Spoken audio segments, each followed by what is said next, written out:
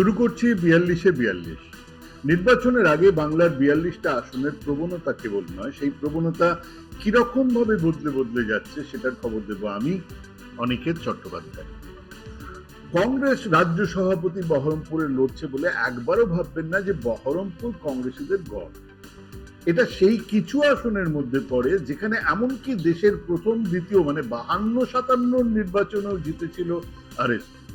কেবল ৫২-৫৭ নয়, মধ্যিখানে ১৯৮৪ সেই সহানুভূতির নির্বাচনের বছরটা বাদ দিলে ১১ বার এই আসনে জিতেছে আরএসপি। এক টানা জিতে আসতেন স্বাধীনতা সংগ্রামী বিপ্লবী আরএসপি প্রার্থী ত্রিদীপ চৌধুরী। ওই ৮৪-তে অতীশ সিনহার কাছে হেরে গেলেন। তারপর ৮৬ থেকে ৯৯ মারা যাবার আগে পর্যন্ত রাজ্যসভার সদস্য ছিলেন, আর ওনার পরিবর্তে প্রার্থী হতেন ননী ভট্টাচার্য। তিনি মারা যাবার পরে এলেন প্রমথেশ মুখার্জি। আরএসপির এই দুর্গ ভাঙেন অধীর চৌধুরী ১৯৯৯ সালে, আর সেই থেকে বহরমপুরে অধীর রাজ। একেই বলে গুরুমারা বিদ্যে। অধীরবাবুর রাজনীতির হাতে খড়ি কিন্তু ওই আরএসপি পাঠশালায়। বাম জামানাতে এক রবিনহুডের ইমেজ তৈরি করে বহরমপুর ছিনিয়ে নিয়েছিলেন। বুদ্ধ ভট্টাচার্য বলেছিলেন ক্রিমিনালটা জেলের বাইরে কেন, জেলে পোড়া হয়েছিল। জেল থেকে জিতেছিলেন ওই বহরমপুর সংসদীয় এলাকার মধ্যেই নবগ্রাম বিধানসভা আসন। বাংলার এইসব আসনগুলোর আগের নির্বাচনে, বিশেষ করে লোকসভার নির্বাচনের রেজাল্ট নিয়ে বসলে বোঝা যাবে যেটাকে আমরা বাম জমানার শিখর বলি, সেই ৯৯-২০০৪ থেকেই আসলে বামেরা জমি হারাচ্ছে। নিঃশব্দে উঠে আসছিল বিজেপি। যেখানে কংগ্রেস আসন ছিনিয়ে নিতে পেরেছিল সেখানে, বা একেবারে সংখ্যালঘু অধ্যুষিত আসনগুলো বাদ দিলে বামেদের ক্ষয় বিজেপি উত্থানের কারণ। ৯৪-এর উদাহরণ সামনেই আছে। ননী ভট্টাচার্য মারা যাবার পরে বাই ইলেকশনে আরএসপি ভোট পেয়েছিল ৫২%। উল্টো দিকে কংগ্রেসের সিদ্ধার্থ শঙ্কর রায় হেরেছিলেন, পেয়েছিলেন ৩৯.৮৪%। ৯৬-এ আবার জিতলো আরএসপি, পেল ৪৮.৭৭% ভোট। আবার সিদ্ধার্থবাবু হারলেন, পেলেন ৪৩.৯৬% ভোট। এবারে বিজেপি পেয়েছিল মাত্র ৬.৮%। ১৯৯৮-তে আবার আরএসপি জিতলো, কিন্তু ভোট ছিল কমেছিল ৪৪.৪৬%। এবার বিজেপি ২ নম্বর, অবশ্য প্রার্থীও ছিল জাদরে, কর্নেল সব্যসাচী বাগচি। তিনি পেলেন ৩০.২৫% ভোট। কংগ্রেস ৩ নম্বরে, পেল ২১.৭৭% ভোট। ৯৯-তে বাম জমানা অন্তত বহরমপুরে শেষ হল। অধীর চৌধুরী কংগ্রেসের প্রার্থী জিতলেন, ৪৬.৮৬% ভোট পেলেন। আরএসপি পেল ৩৬.৫৬% ভোট। আর বিজেপির ক্যান্ডিডেট সব্যসাচী বাগচি ছিলেন, কিন্তু তারও ভোট অনেকটা কমেছিল, পেয়েছিলেন ১৪.৫৩% ভোট। এরপর থেকে এই আসনে শুধু একটানা অধীর চৌধুরী জিতেই আসছেন না, তার ভোট ৫০%-এর বেশি বা কিছু কম থেকেছে। আরএসপির ভোট উল্টো দিকে কমতে কমতে ২০১৯-এ ১%, হ্যাঁ ১% এসে ঠেকেছে। সিপিআইএম তো ডুবেছে, কিন্তু বামফ্রন্টের শরিকরা উবে গেছে। সর্বত্র এই ছবি, সবচেয়ে ক্ষতিগ্রস্ত শরিক দলের লোকজনেরা। সেই ভোটে এই আসন গেছে তৃণমূলের দিকে। মানে ওই যে বামেদের ভোট কমেছে, সেটা বহরমপুরে কিন্তু তৃণমূল পেয়েছে। বিজেপির ভোট কখনো ৮%, কখনো ১২-১৪%, তার বেশি আর হয়। শেষ নির্বাচন ২০১৯, অধীর চৌধুরী জিতেছিলেন, পেয়েছিলেন ৪৫.৪৭% ভোট।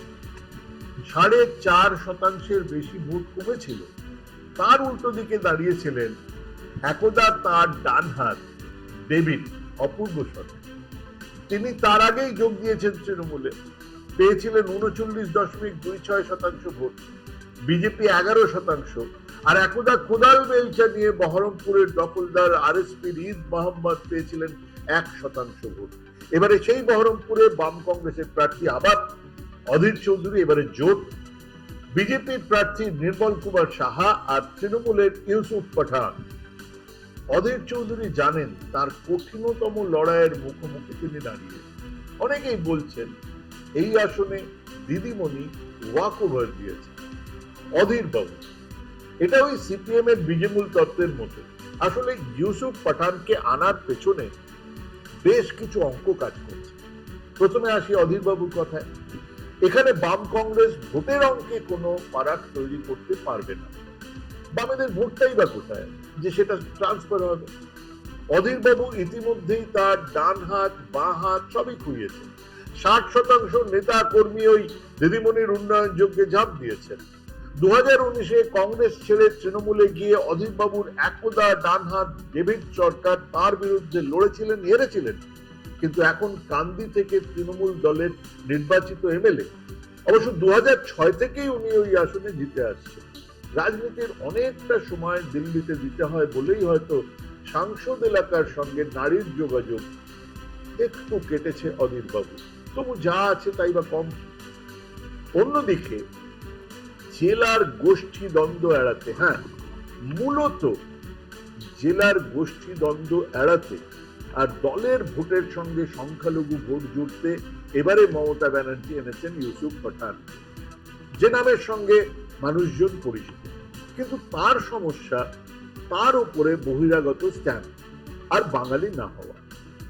আজন্ম গুজরাটে কাটানো বিশ্বকাপের এই ক্রিকেটার জানেন কঠিন পিচে লড়াই। বিজেপি এখানে কোনো ফ্যাক্টর নয়, এমনও কিন্তু নয়।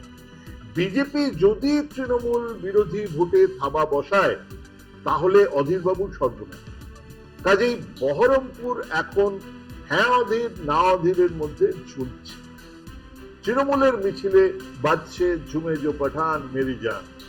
ভোটের অঙ্ক যারা হিসেব করতে ভালোবাসেন তাদের জন্য দুটো তথ্য দিই। প্রথমটা হলো এই আসনে সংখ্যালঘু ভোট 53-54%। হিসেবটা বুঝুন। আর এই সংসদীয় আসনের মধ্যে 7টা বিধানসভার 2021-এ তৃণমূলের ভোট ছিল 50.1%, বিজেপির ভোট ছিল 31.6%, কংগ্রেসের ভোট মাত্র 15.1%। 7টা আসনে খেলার রেজাল্ট ছিল 6-1। বারোয়া, কান্দি, ভরতপুর, রেজিনগর, বেলডাঙ্গা, নওদা আছে তৃণমূলের হাতে। বহরমপুর আসন জিতেছিল বিজেপি। এক রক্তাক্ত পঞ্চায়েত ভোটের পরেও 2023-এ অধীর বাবুকে অসহায় দেখিয়েছিল রাস্তায় সর্বোচ্চ তৃণমূল, কিন্তু প্রার্থীর নাম এবারেও অধীর চৌধুরী। 92 থেকে প্রতিবার 70-এর মুখে ছাই দিয়ে জিতে এসেছেন। বৃদ্ধ হলেও বাঘ তো বটেই। কাজেই এই আসনে নিদান হেঁকে বুকা হওয়ার দায় আমি নেব না। শুধু এটা বলবো, জীবনের কঠিনতম লড়াইয়ের সামনে দাঁড়িয়ে রয়েছেন অধীর চৌধুরী। দিন গড়াক, প্রচার আরো জমে উঠুক, আবার ফিরবো এই আসন নিয়ে। নমস্কার।